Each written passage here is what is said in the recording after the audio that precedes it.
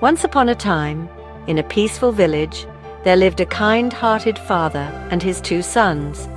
They had a comfortable life, working their land and enjoying each other's company.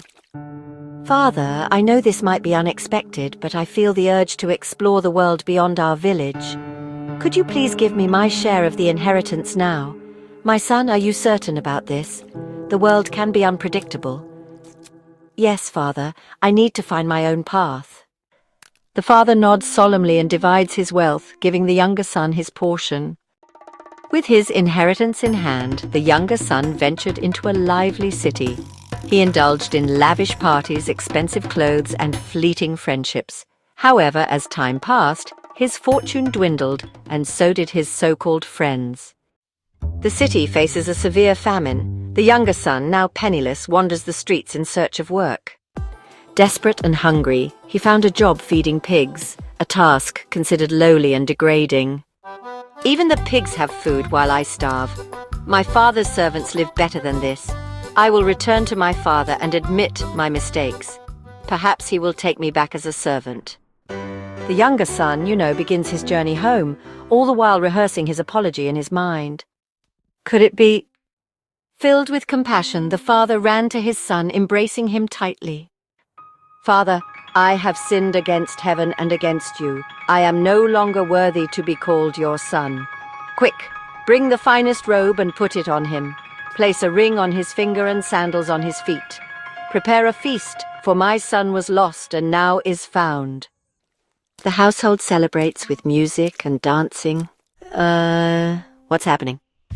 "My son, why do you stand apart? I've served you faithfully all these years, yet you never celebrated me like this.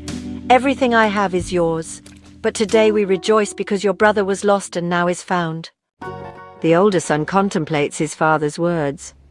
Unconditional love and forgiveness, the father's warm reception of his repentant son, really illustrates God's boundless grace, emphasizing that sincere repentance opens the path to reconciliation. The younger son's demand for his inheritance and then, squandering it really highlights the pitfalls of seeking immediate gratification without any foresight. It's a clear reminder of the consequences that can come from impatience and making poor choices. Recognizing his mistakes, the younger son's decision to return home truly underscores the importance of acknowledging our errors and seeking forgiveness. It's about embracing humility and understanding the value of repentance in our lives. The older son's displeasure at his brother's reception honestly serves as a caution against harboring jealousy and self-righteousness. It reminds us, in a pretty powerful way, to celebrate others' redemptions instead of letting resentment take root. The father's celebration of his son's return, really emphasizes the happiness found in mending broken relationships and welcoming back those who have strayed.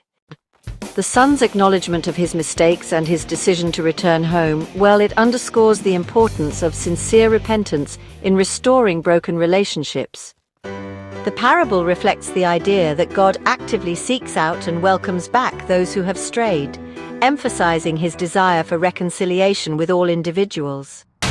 Taken together, these lessons highlight themes of grace, redemption, and the transformative power of forgiveness.